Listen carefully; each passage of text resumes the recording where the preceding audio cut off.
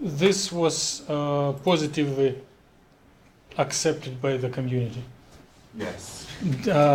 What is your feedback on the actual lecture material? Or it was too quick to judge? Do not hesitate. I will not tell him. Was it anything comprehensive when he was telling, or it was like not sufficient? I think it was sufficient. However, there was problems with connectivity. He dropped a few times, so it was kind of awkward to find out when he stopped and when he started. And for some reason, he couldn't really hear us. Yeah, I think that was the hard part. He couldn't hear us, so if we had questions, he couldn't really know, or he couldn't understand us. So that made it a little bit harder. So like I emailed him a question, but he didn't get to the question until he was done because he didn't see it on his email. Okay.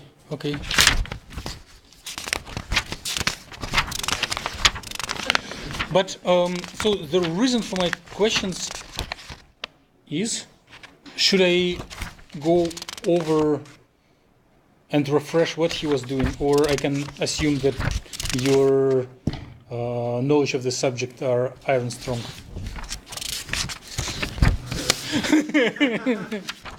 I would assume that our knowledge is not iron strong. Okay, it is what I wanted to hear.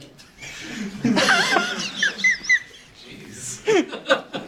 Because my knowledge are not iron strong. Okay.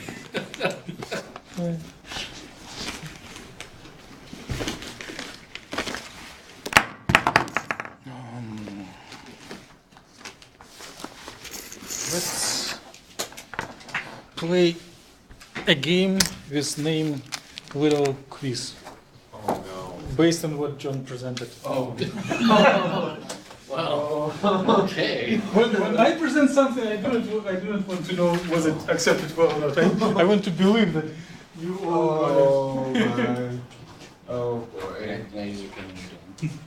Here's a pen. Oh, yeah. Oh, okay. Yeah, we don't have that one. So three minutes. Okay. So, Is it only one-sided? Yes, only one-sided.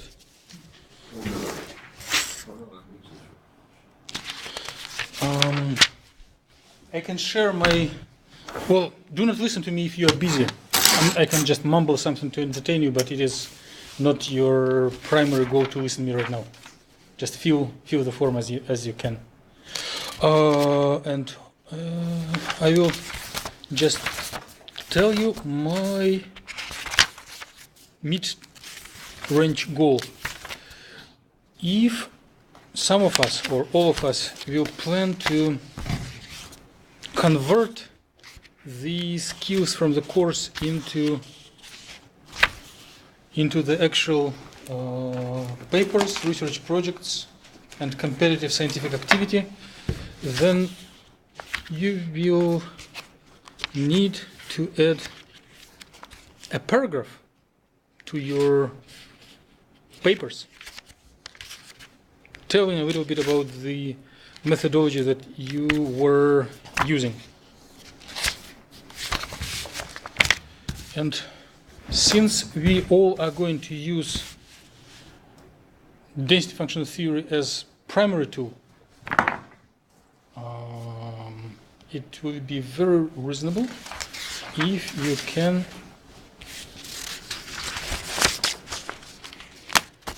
write this paragraph yourself. And now we are preparing to this. So we are briefly describing the essence of the density functional theory method, and it is like a little plan for a paragraph that you will add to your publications if they will contain some computations.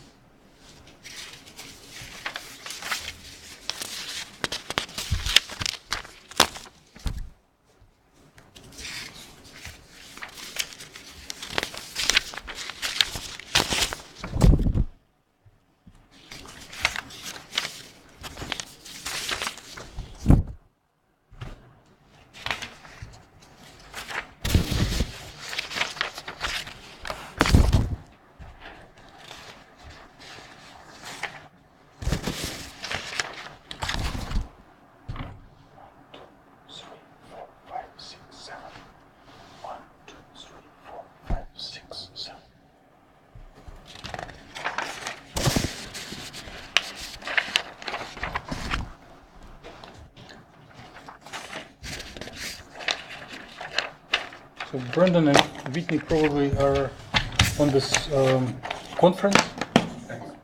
Yeah. And who else is missing? Hmm? Okay.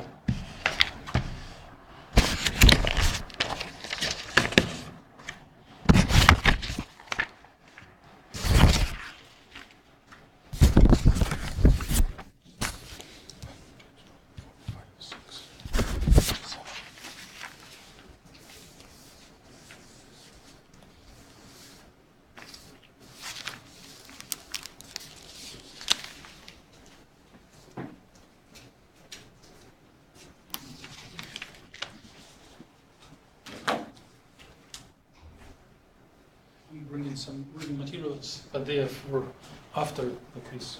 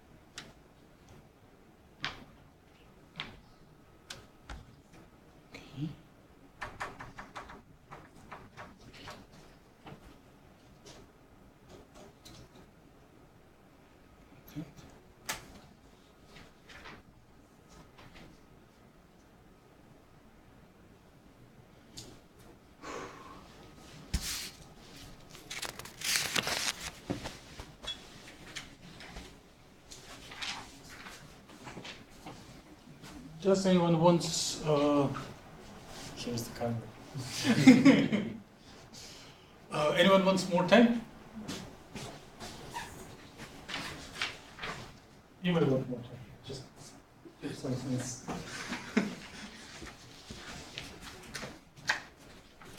So put some arrows if you don't have them, so because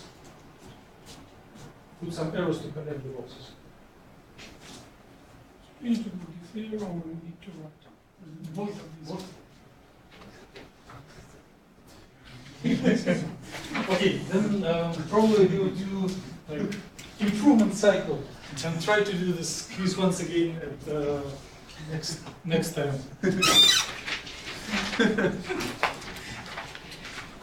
Okay, so I do see evidence that we need to go over the material major. And also, I realized that one important part of the background theory was missed as well, because there was a visitor who was judging my lecturing, and I skipped through important part that was not spectacular to explain, but is important cornerstone. Let me briefly go over loose, tight, loose ends instead of loose and tight ends. Remember this parallel universe with this interaction and without.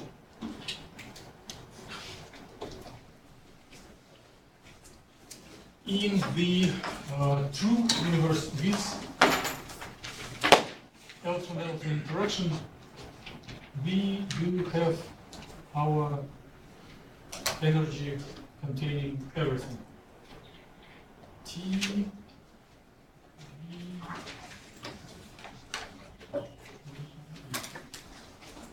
and we are using density.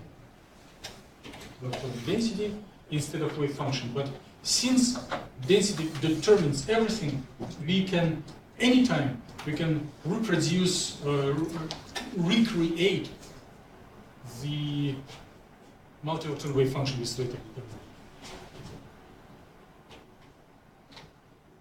Here we have only T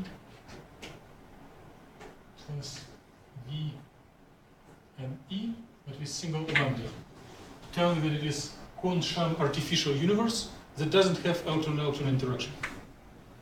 But those energies, those are multi-electron. Now, because of this Kohn theorems, density determines energy, external potential, and the multi-electron wave function. Which means, and also the Hamiltonian.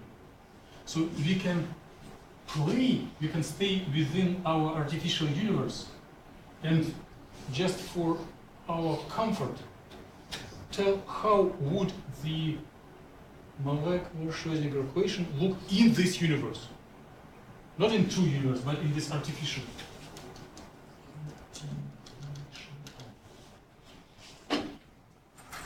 So our Hamiltonian will contain kinetic energy operator plus this V set lambda and E acting on multi-electron function. R1, R2, ding, R something. Energy, and here should be some indices. I don't know which letter to use, so I will use some crazy letter. Psi, R2, ding, R something. But remember, the only reason for introducing Slater determinant, introducing Hartree products, going to setting up challenges in the computational chemistry was that multi-electron wave function cannot, in true world, multi-electron wave function cannot be represented as product of R1, R2, and one cannot solve for those orbitals separately because of the electron-electron interaction. So it was our major challenge for last month. But here we got rid, through this dirty manipulations, we got rid of electron interaction. So we are in the artificial world when we do not have our pain in the part of the body. Which means that no one forbids us to split our kinetic energy onto kinetic energy for electron number 1, kinetic energy for electron number 2, plus kinetic energy for electron number 2. And one can split the potential energy of interacting with nuclei onto potential of interacting of electron number 1 with all ions plus potential of interacting with electron 2 with all ions plus potential of interacting of electron number n capital with all ions.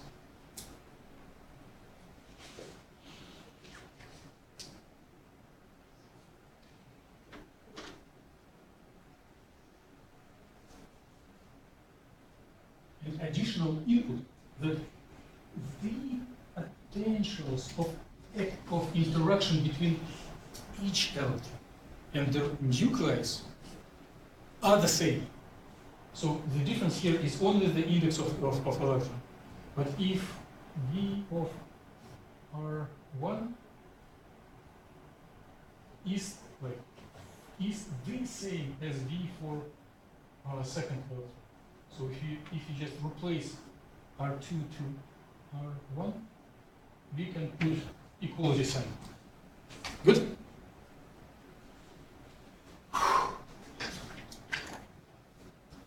And there is a theory that if operator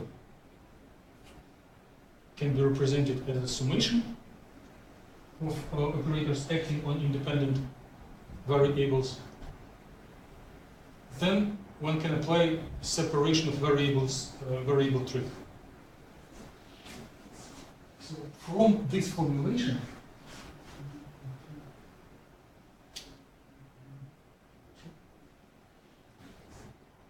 we can combine everything that relates to first vector, everything that relates to second vector, everything that relates to the last vector. And by well-established theorems, I'm just lazy to show that it is very well developed procedure. If we do have independent variables, we do not have cross terms, then one can use product instead of big wave function. One can use products of small one electron wave functions, and for this one electron wave functions there will be T acting on E1 plus V acting on first electron times theta of R1 E EI. So this came from this bracket. Good. From second bracket, we are getting T acting on second electron. Potential acting on second electron.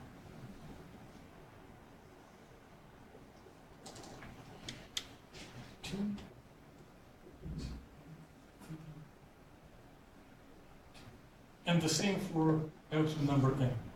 T sub E m capital plus V m capital acting on theta.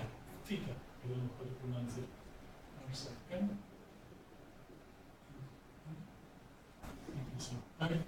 R sub n. So the one equation for many electrons, for n electrons, can be replaced by n equations by one electron. So 1 times n is equal n times 1. Convincing? No one objects. But now let's look on here. What is the difference for this equation? Do we have specific kinetic energy operators for each selected electron? Do we have VIP electrons that need special treatment? No. So these kinetic energy operators are all equal.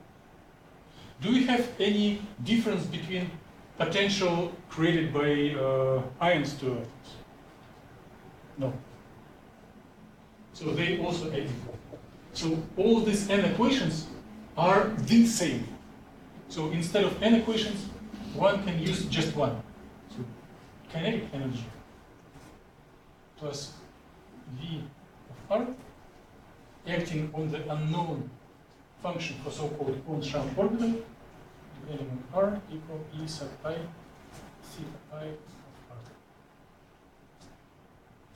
Just checking that I'm in the focus of camera.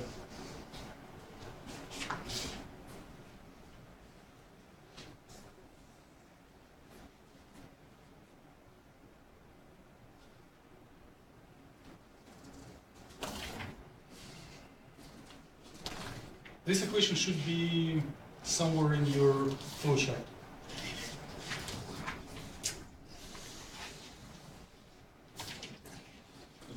We will not grade this one. we should stay friends. Okay, but this equation should be reproduced in this flowchart. So I will grade John, not you.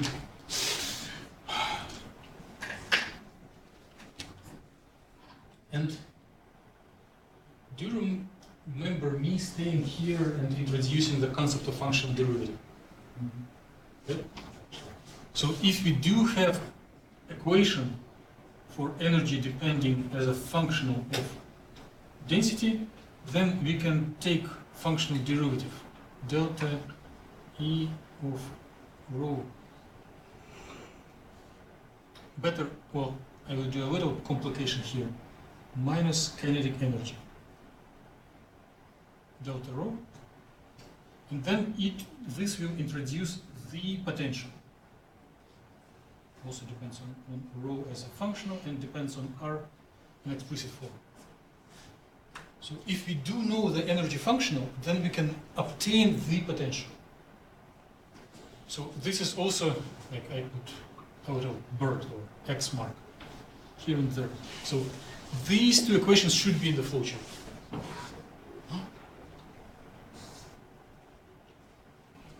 I just want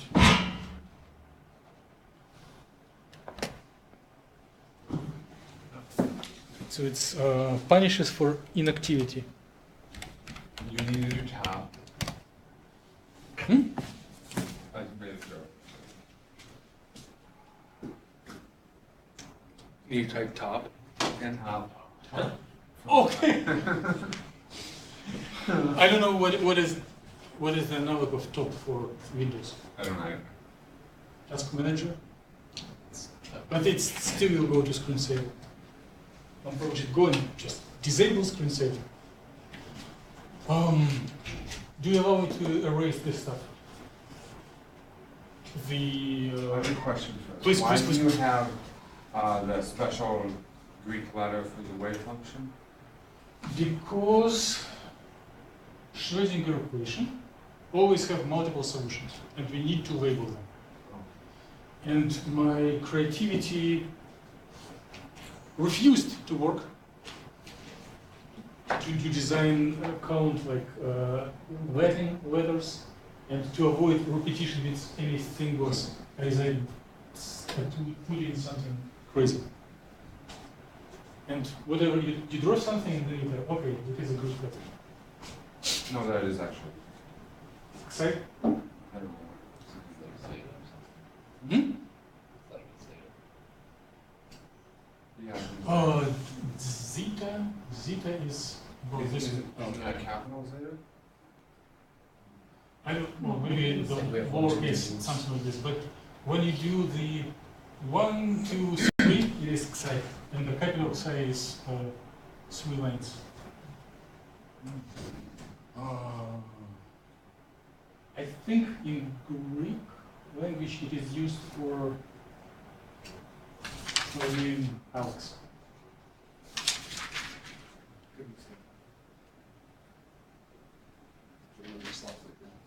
Something like this. Well, it is too far from what we are discussing, and I'm erasing it anyway. But I'm going to keep these two boxes and plug them into the flowchart.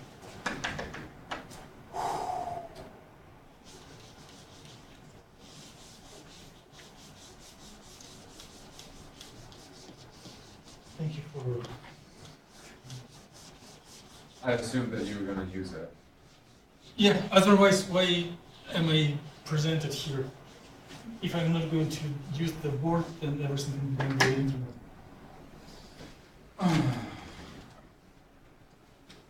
So we have two equations, and we have about 7 boxes.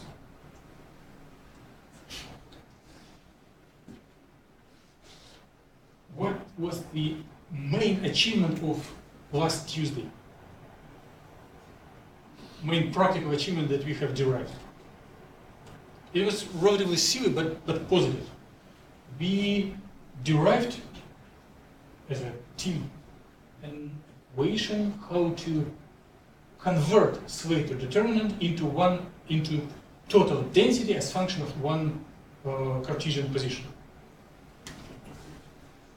Rho of R, summation from I to HOMO to number of electrons, theta Kohn-Sham sub pi R absolute value squared. Right? So if we solve this equation, we have so many orbitals, And based on the orbitals, we can find the density.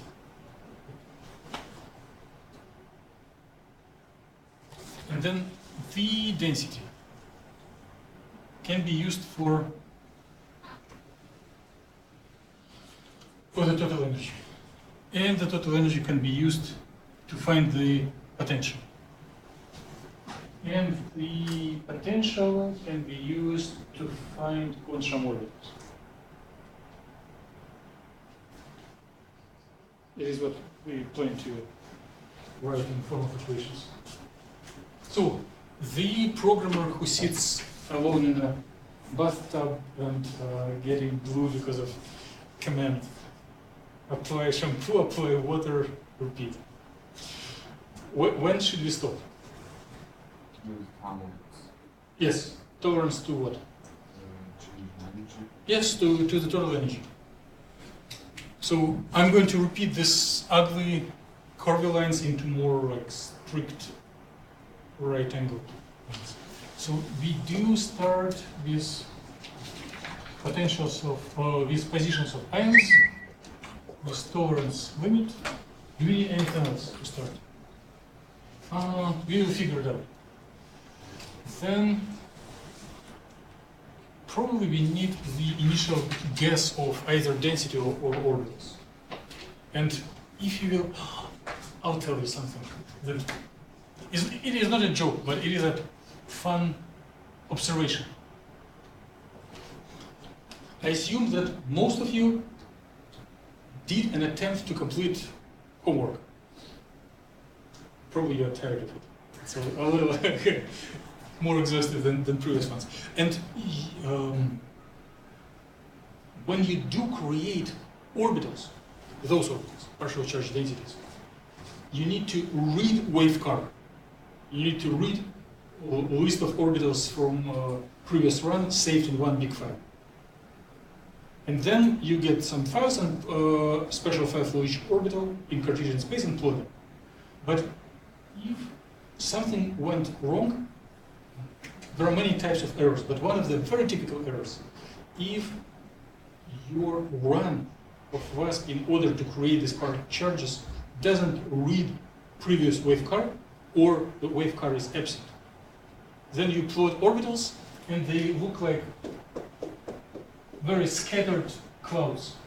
So there are ions with representing some molecules, but orbitals are not located on the ions. They are like clouds before the storm, scattered everywhere. And this is a very interesting fact. It means that if the initial guess for density of orbitals is not provided, the code uses random numbers to generate something and then launches the cycle. But the cycle is so good that it gives correct answers even if you start with garbage. So the initial training is nothing, the protocol and procedure is everything. So one needs just some initial guess, but it can be a very bad guess. Random numbers are okay. So one can take randomly distributed electrons in the space, and then through this cycle, they condense near ions, nuclei, and form orbitals of a right shape. So it is impressive if you do it successfully, and it is scary if you get it as an error.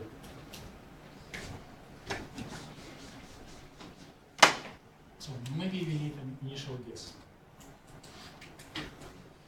Guess of rho of r. Then we do use density to compute total energy. Then we use energy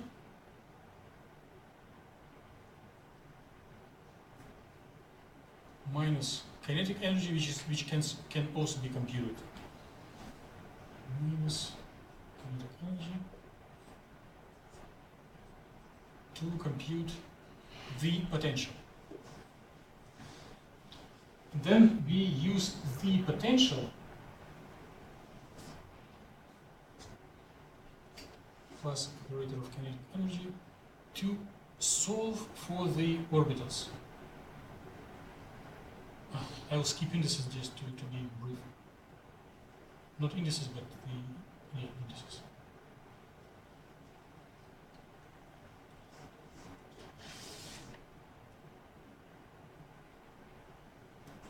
Then we use orbitals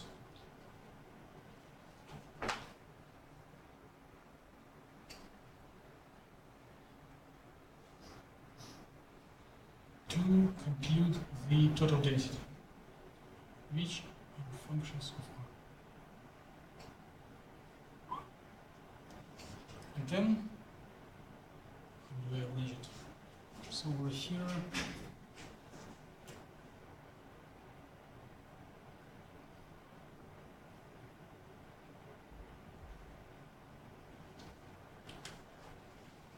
Nothing is wrong, but it is not efficient. Let's start after having guess of density.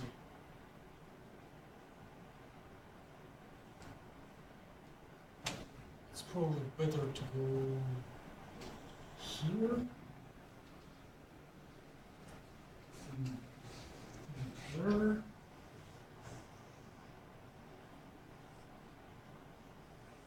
Okay. And after we have computed the total energy, we can compare the change in the energy in several cycles if absolute value of this total energy is smaller than tolerance. So if it is yes, then we report output, so the normal termination of the program, and it reports total energy, sets of Kohn-Sham orbitals and actual orbitals that you can plot, right? And if we do have no, then we go back to the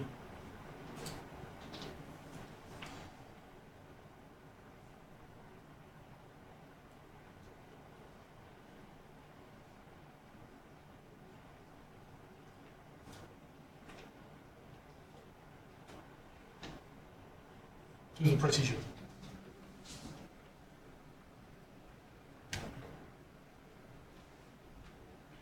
I wouldn't give A to myself. One can arrange them in more so that it goes linear without this the loops being more elegant. But the idea is that there is a set of calculations that is repeated, so self-consistently, until the convergence is achieved.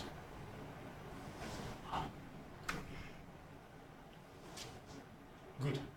Now it is correct. So the connection here was not needed.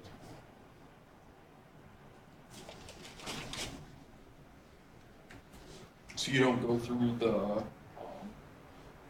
You go through potential and orbitals only if we need to improve. Okay. If you are already good, then we report success. Okay.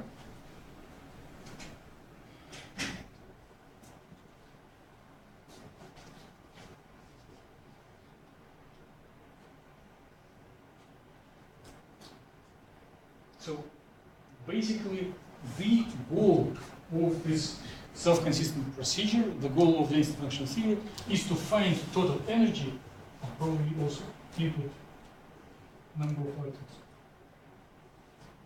Total energy as function of atomic positions and number of electrons. So we put in atomistic model, which means just positions as input, and as output we get total energy, right? And this, or everything except input and output, is a black box.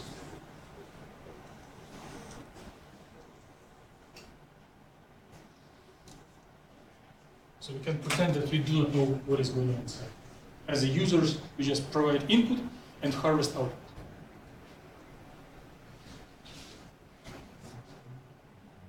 I'm going to erase these equations because they repeat what is here.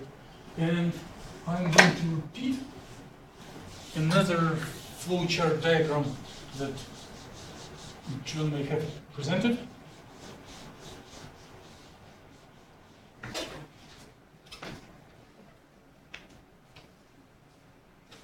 Remember, like, first 4 or 5 meetings in this course, when we were pretending that we are computers and we are optimizing geometry in harmonic oscillator or something simple. And there we also had a self-consistent cycle with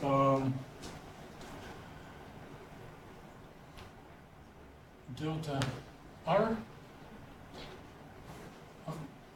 mu is obtained as R previous plus delta R, and then one computes the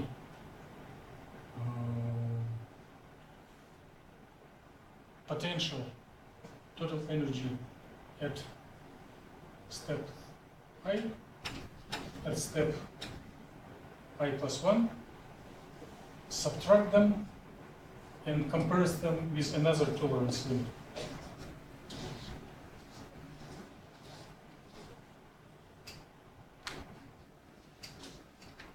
So if it doesn't converge, then one goes through the cycle again, and here this acceleration delta t square over 2, right? And the acceleration was force over mass, or it was minus gradient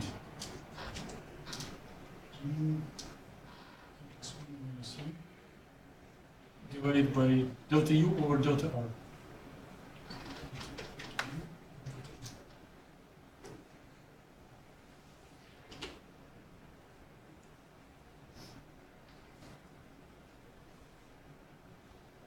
And here one can say that we are computing u as function of r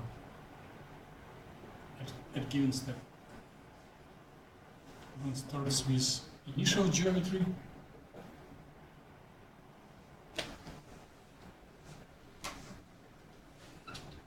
and if it is yes, then one ends up with final geometry, r final. Does it make sense? More or less reminds what we were doing? Okay, now, is there any connection between these two flowcharts? What did John tell you about this? You take that flowchart and do that flowchart. Okay, so something was broadcasted. So you got something from here. Right. So this green stuff is this one. So it's computation of potential of total energy as function of position. So we can play the same game as we were doing at the beginning of the course, but instead of using some force field equations that provide potential as function of position, we can do this cool density functional theory and get the forces, get potentials and forces that are justified by all those theorems. And then it will be reliable way to predict optimal geometry or to go for molecular dynamics. Any questions or objections? We are done with lecture 21. So what should we do further? What is our plan for actual today's meeting, which we should complete in about half an hour to stay in schedule? Working?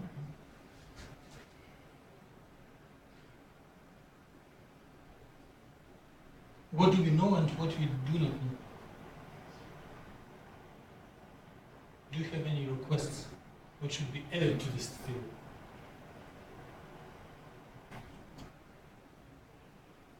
What is the main goal of the course? To observable. Yes. Where are observables? Once we get the convergence, we can take out the wave function. If we want to apply absorption, then we take the overlap, and there you go. Good. So it is one of the observables, but we need to maybe have a special dedicated meeting on observables based on DFT. This is critically needed. It is a main reason why some of you came for the course. Maybe you do not care about these theorems, but for a practical life you need observables, right? There is one thing that is also missed. We do not know the expression for this energy as function of density. So we need observables and we need this expression of energy as function of density. I think it's still going on record, and if it does not, I don't know, it's bad for future generations. You hear it. You can hear it. Remember Thomas Fermi theory. It tells that total energy as function of rho is some constant times integral over the whole space, rho to the power of 5 over 3, rho dr. But it is for the universe that doesn't have ions. Now we still have crazy artificial universe, but it does have ions. And there are people who derived similar equation for Kohn-Sham universe without electron-electron interaction, but with ions. So instead of Thomas Fermi, LDA, so local density approximation. And if you're running Gaussian, you can find among the functionals, select LDA. So there is a drastic change. Instead of 5, one puts 4 here. That's it.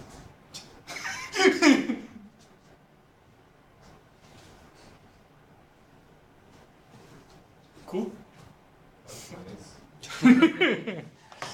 I bet the programmers love that. Huh? I bet the programmers love that. Just copy everything, go forward.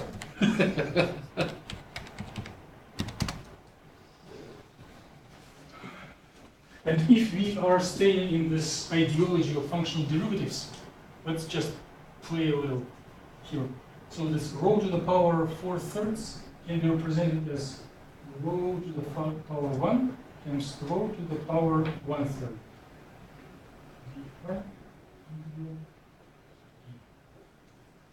Right? 1/3 and 1 here. And then rho dr can be represented as delta rho, infinitesimal increment of the density. But then we know from just definitions of functional integration and functional derivative that whatever stands in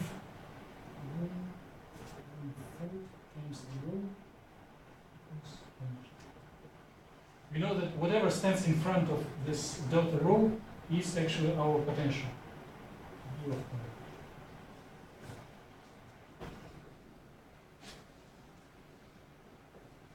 So from here we can tell that the potential is functional rho will be some constant times rho to the power 1/3.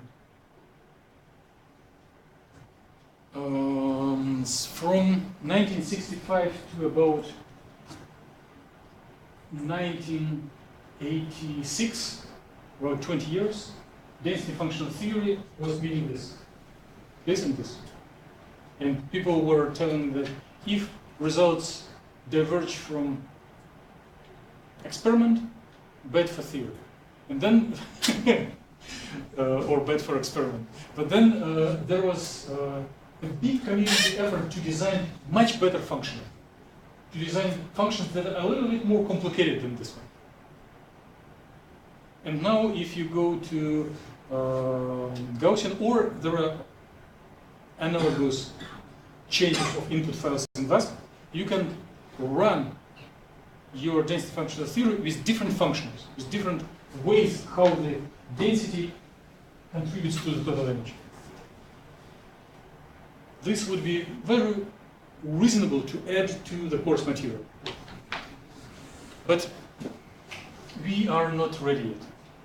So we need 3 meetings more to complete DFT. So we need one last meeting before the presentations on the observables. We need second last on the advanced functionals. And we need this one that I will be presenting very quickly on the letter S.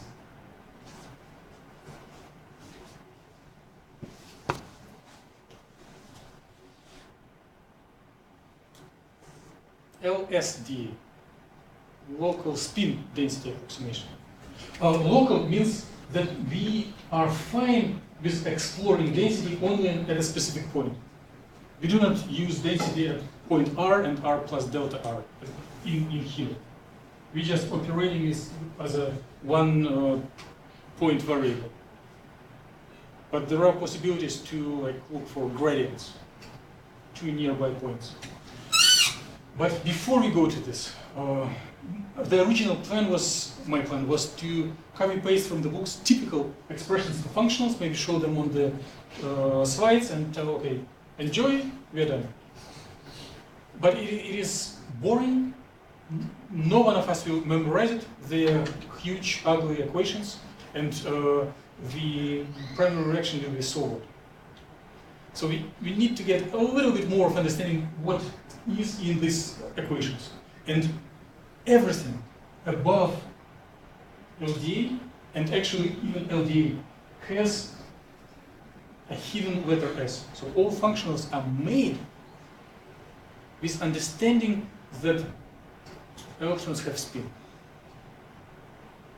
It is important. Several of you agreed to present, or selected as your preference, to present on spin-resolved observables for VASP, like spin-resolved spectra or spin-resolved orbitals, or whatever can be spin-resolved. We didn't cover it neither in class nor in the labs, but as time goes by, we need to. So let me spend about 20 minutes in introducing spins for density functional theory. Just to introduce basic concepts and basic definitions that will help us to progress forward in the background theory, and will set up a common grounds for those who will present on spin-resolved observables. Can I erase everything?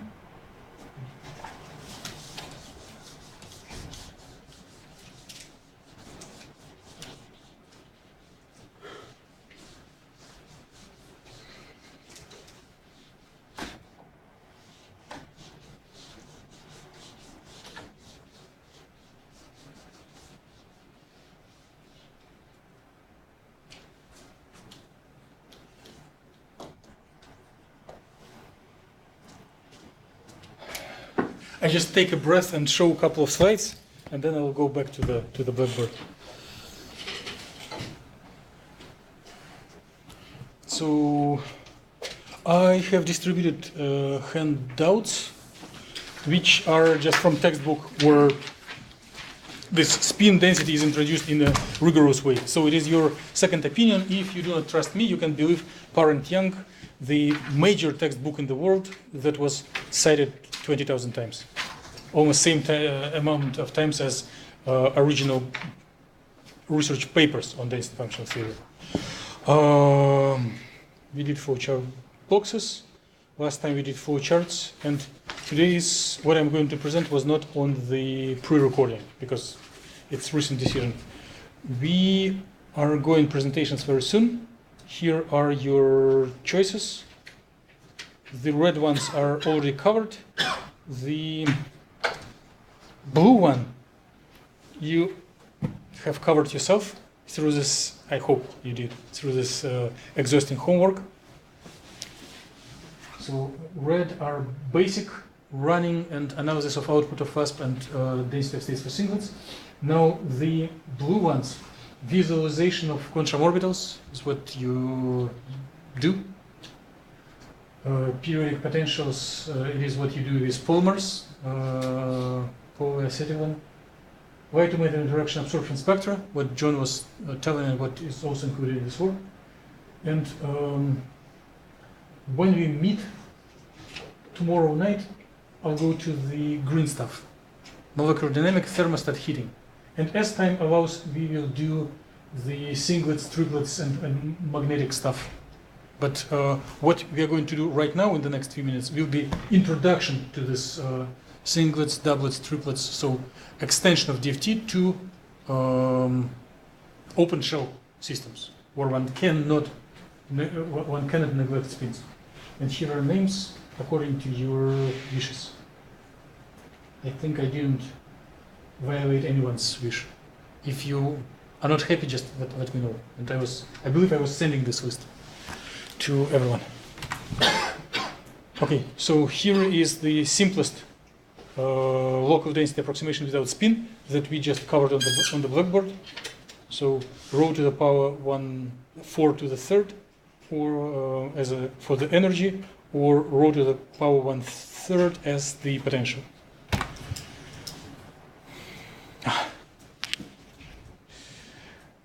I'm not going to focus camera on me to save time, but here magnetic field is created by moving charges, and it is something that makes magnetic dipoles to turn around. If something is interacting, it means that there is an energy of interaction. Energy of interaction can be quantified, always. This is needed for Zeeman splitting, for nuclear magnetic resonance, for electronic paramagnetic resonance, and any transition metal complexes. When we met about a month ago, we did introduce spin and did some homework on spins. So spin is the smallest. Well, if I'm staying here, maybe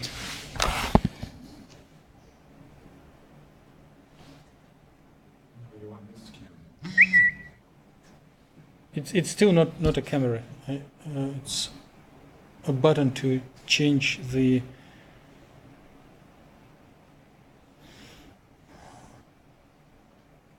no, wrong side. Up. Good enough. So spin is the smallest quantum system with only 2 degrees of freedom, and all operations and Hamiltonians for spin can be cast in terms of 2x2 matrices. The basis for these matrices are projections on x, y, and z directions, which are written in the classical form. If we do have the system with spin, then we need to have 2 components for orbitals, for wave functions. One for alpha component, spin up, and another for spin down. And then instead of 1 index in front of orbital, we have 2 indices. One for special part, another for spin part. 2 components. But we are dealing with density functional theory, which means that we need to go to density. We need to form density. And before we were form B, we're forming densities as absolute value square of orbitals and adding together. The orbitals were scalar, just amplitude of probability for each point of space. But now there are 2 components. So there are several ways to multiply orbitals in order to get density. So if it is a vector column of 2 elements, then they can be multiplied in 2 different mathematical procedures. One scalar product, another is a dyadic product. So if it is a scalar product, so wave function conjugate 2 components, wave function direct, scalar will be a number, absolute value square 1, absolute square for component beta. If it is dyadic product, instead of row by column, we do column by row, and we have the same spin absolute value square, another spin absolute value square, and cross terms. So those will be total density, and here we will have the so-called non-collinear density. Not one density, but even for one orbital, one index of orbital, we have 4 components of density. Not comfortable, but I do not see any objections or like signs that it is wrong. Okay, now this is more like basic physical chemistry. If we do have field, if you have a dipole, and we need to quantify their interaction. Meaning, if the dipole is perpendicular or opposing the field, energy will be maximal. If it turns along the field, the energy is minimal. It is why, no one takes watch like compasses. Most of us use cell phones with compass application, but it is why the arrow of compass is turning around, to minimize this energy. So we do have a protocol for computing, for quantifying energy of interaction between magnetic dipole, which can be any electron with spin or nuclei with spin, and magnetic field. So spin has 3 components, magnetic field has 3 components, and their scalar product with Bohr magneton will be the energy of their interaction. Right? No objection. It is what everyone had in either high school or whatever, undergraduate physical chemistry.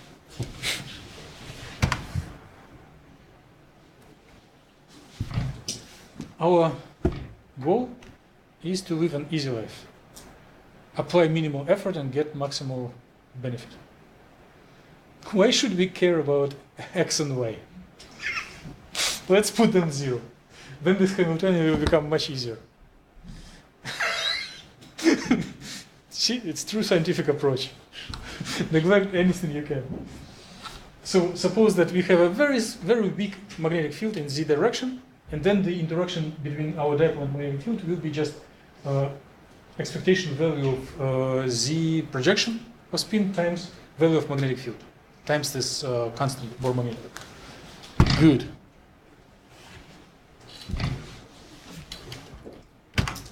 I think I'm going too quick.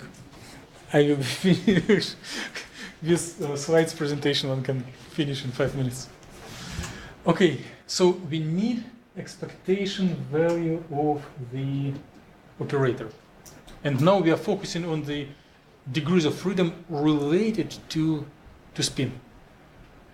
So we do have, it is multiplied by spatial component, but now we are focusing only on spin part, which is 4x4 matrix.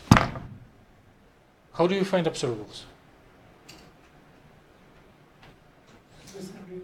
Huh? It is what Naveen was doing yesterday. Let me take pleasure of going to the board. So observables can be done in three ways. So if you have some unknown or general operator, we typically get wave function times operator times conjugated, and then it is a prescription for continuous wave functions. But if our wave function is discrete, like for spin, then we recast this prescription in form of row by column rule.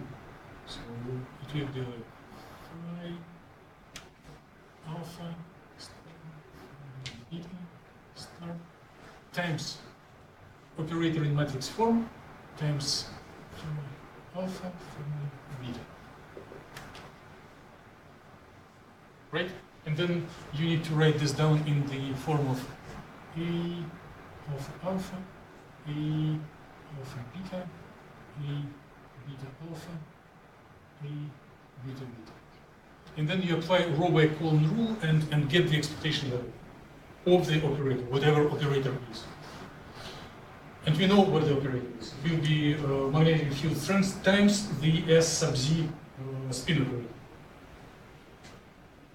There is alternative formulation of the expectation value prescription. So it's continuous, discrete, as vectors, and there is a discrete using density matrix.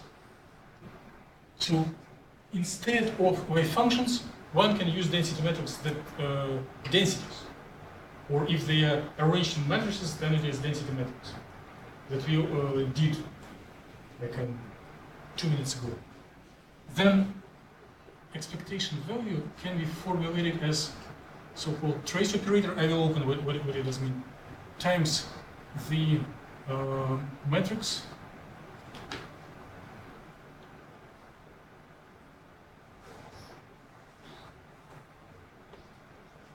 corresponding to operator times matrix corresponding to the state of the system.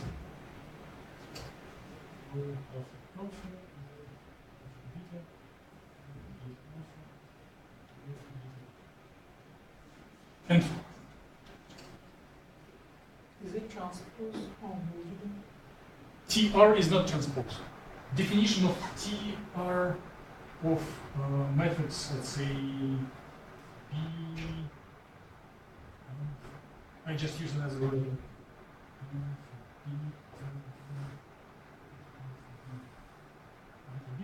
Is summation of diagonal elements, neglection of all others.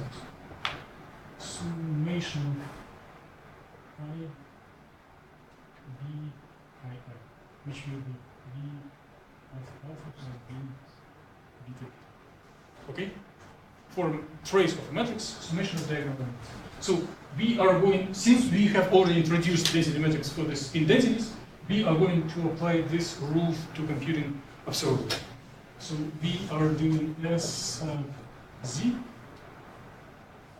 which will be trace 1/2 1 minus 1 0 0, and here we put our density of spin density matrix.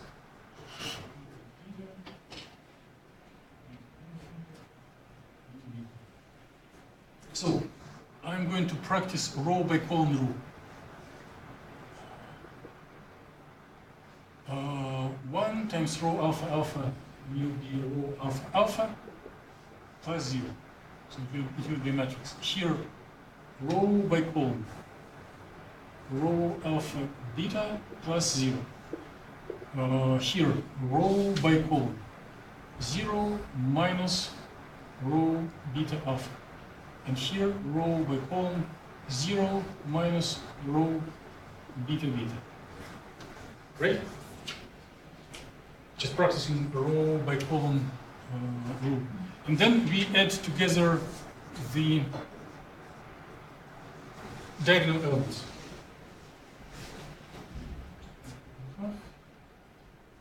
Row alpha alpha minus row beta beta. And if we multiply it by more magneton, by the value of magnetic field, then we get the one quantitative measure of the spin to magnetic field interaction.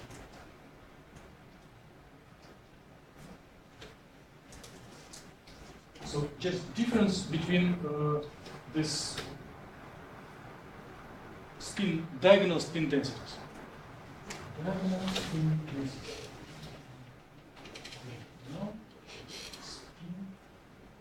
Diagonal spin densities. Why should we be happy? Why should we celebrate this? Why should we be rather happy with this result rather than feeling exhausting equations? Originally, we have started with 4 components, and now we are with 2.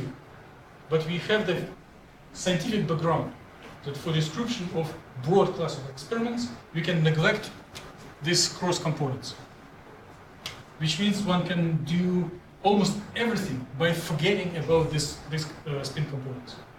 We just need the diagonal spin components, which will be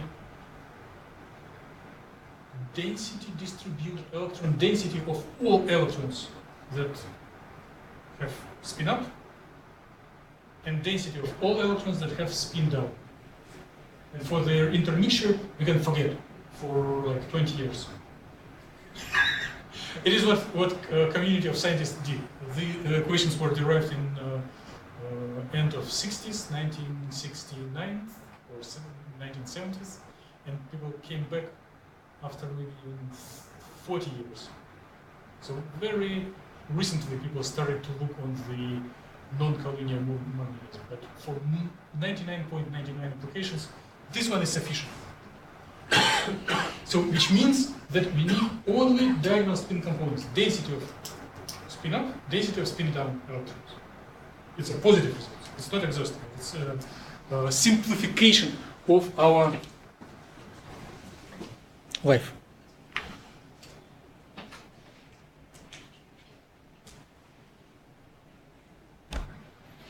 Left? No, right.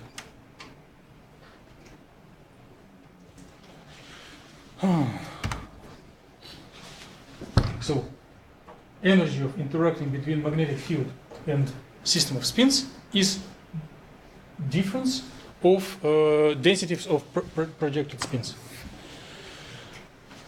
It's very good positive result, especially if we are looking to describe metal-organic complexes. So, what are those densities? Summation of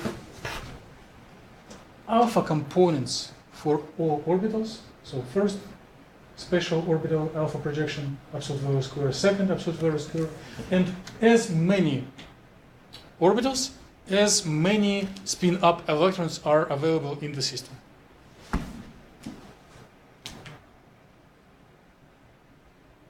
Should I draw it on the board? So you do not forbid me to do this. Although it is very simple.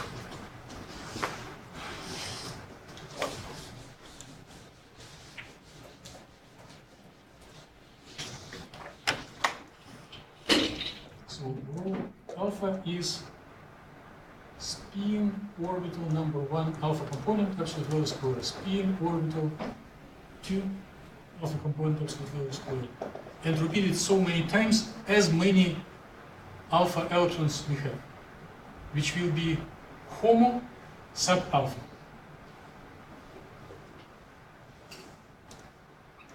For beta, we have the same 1 beta square, 2 beta square,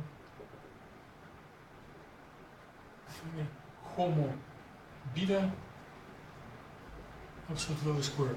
What is important? We have degree of freedom, and we know it from chemical intuition that in many systems, number of alpha electrons and beta electrons are not equal.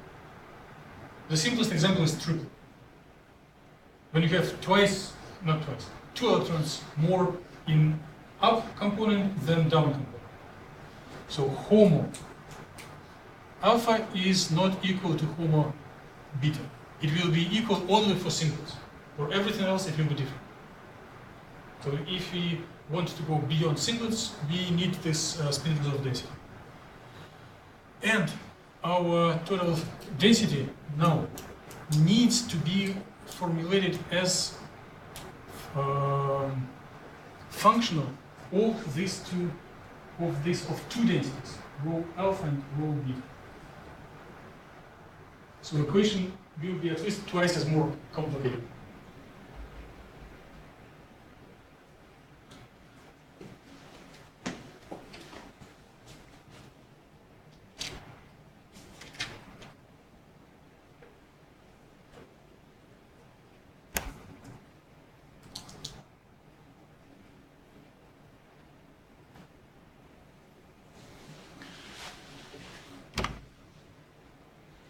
So everything should be simple, elegant, and easy to program. Even if you do not program ourselves, those who program will seek this simplicity.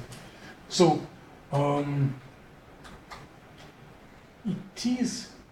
it was found that expressions, mathematical, analytical expressions for functionals look much more elegant if one does one simple simplification.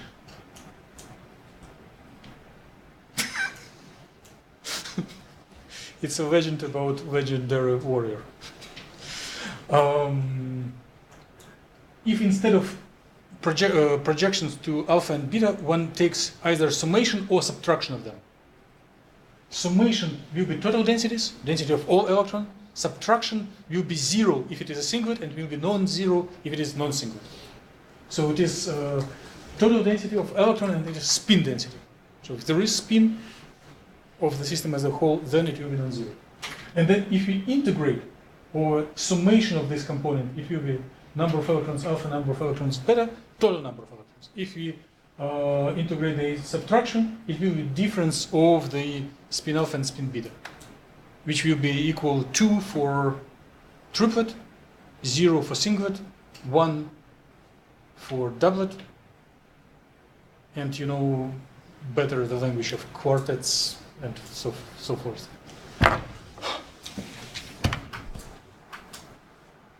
Almost done, almost done.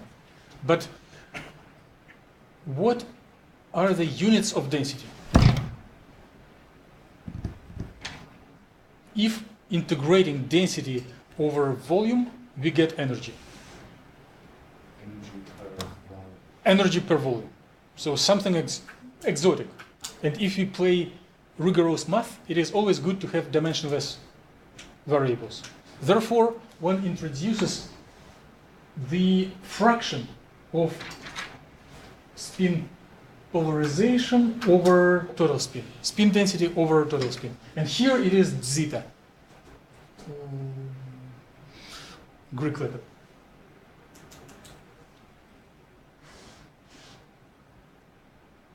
We are almost done. I'm going to do a little exercise on the board.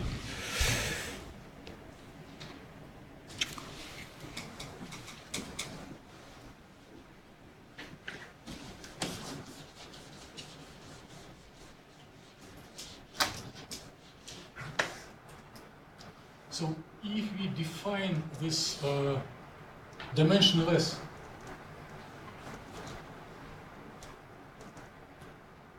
spin density as this way, we can set up a question how to convert from this parameter back to regular density. What if we try 1 plus zeta, just as a little experiment? We seek to find the common denominator, so we can put rho beta, rho alpha, rho beta instead of 1 plus rho alpha minus rho beta, rho alpha plus rho beta. And the denominator is the same, so we subtract rho beta, and we are getting 2 rho alpha over total density, summation of those. Which means that rho alpha equals rho times 1 plus zeta 1/2. Right? If you do the same exercise with 1 minus zeta, we are getting minus here, and it will be 2 rho beta divided by rho, right? So we get different component, which means we can cast rho beta as 1/2 rho 1 minus zeta. So there are no wonders. It is just a mathematical comfort, not for us, for mathematicians and programmers. Going from dimensionless to dimension 4. Also, and now if we are doing our regular LDA, local density approximation with letter S, we can assume that alpha and beta components contribute equally to the density, which means it will be some constant rho alpha 4/3 plus rho beta 4/3 dr. So it is LSD instead of LDA. And now we may want to plug in these two expressions. This will not give us much of scientific insight, but it will help us later to read mathematical expressions for more complicated functions, because there will be common terms seen here and there. So we will put 1/2 rho to the power 4/3 out of brackets, and then inside the brackets we will have 1 plus zeta to the 4/3 plus 1 minus zeta to the 4/3 dr.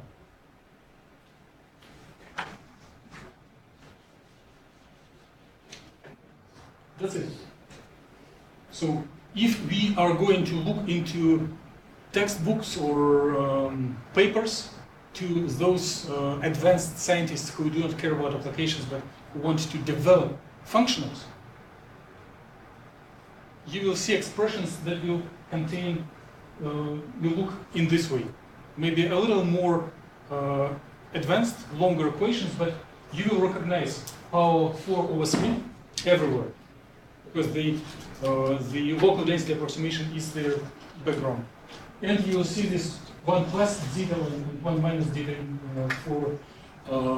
to the power 1/3. So we do not have